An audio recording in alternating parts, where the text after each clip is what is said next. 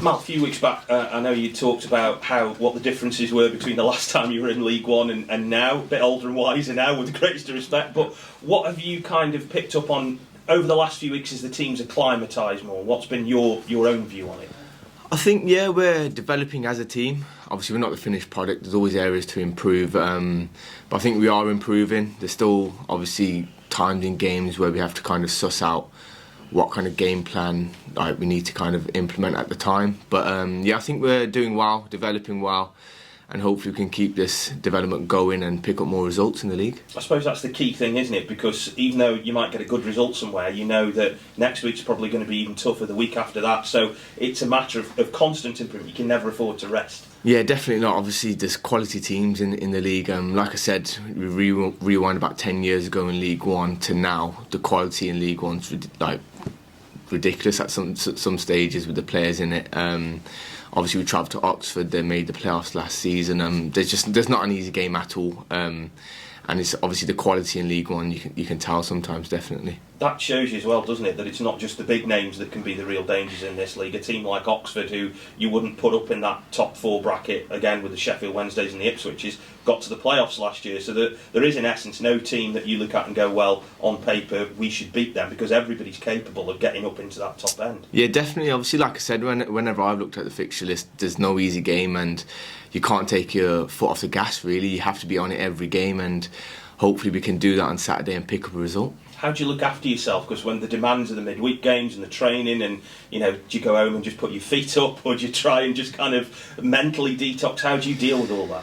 Yeah, it is tough. Obviously, the demands, me getting older as well, it takes a toll on the body. But in a sense of recovering, I make sure I try and do everything right. For example, obviously we play on a Saturday, Sundays to kind of you relax as much as you can, chill out, and then, for example, if there's a Tuesday game, you've got to kind of eat well, drink well, hydrate, and make sure you're ready and raring to go as possible. When people talk about the professional footballer, they often talk about what you see on the pitch, but I suppose away from it as well, there's a real demand on you to look after yourself, and with the greatest respect, as you've said, as you get older, I suppose you have to do that more. Yeah, 100%. Like I said, I didn't quite realise until last season, to be honest. Obviously, when I found myself out the team quite a bit, that I had to look after himself even more, because, like I said, when you don't know when you're going to get that opportunity. But even when you are playing, you know that you need to be ready for the next game, because, for example, I could play on a Saturday, and if I don't recover well, I'm not ready for the Tuesday, and I need to be on it every game, really, as a player, especially in League One, to pick up results and help the team. So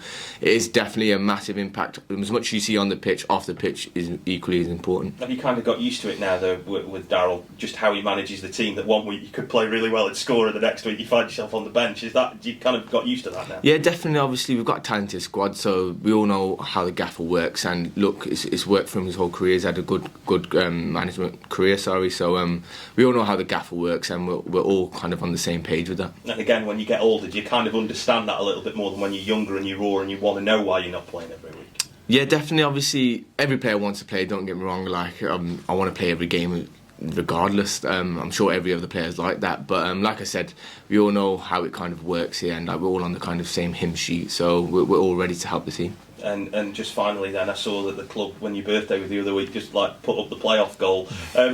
Just overall for you, when you see stuff like that, does it kind of show you how much Port Vale has become a part of your career, that you kind of etched into history a little bit? Yeah, definitely. Like I've mentioned before, I can't thank the fans enough, because I feel the backing of them, and the club as a whole, it's just a great club to kind of come and work for, really. And I'm glad I helped get Port Vale promoted, and seeing stuff like that, it's memories that will live with me forever, and so Port Vale will kind of be in my memory forever as well as a player.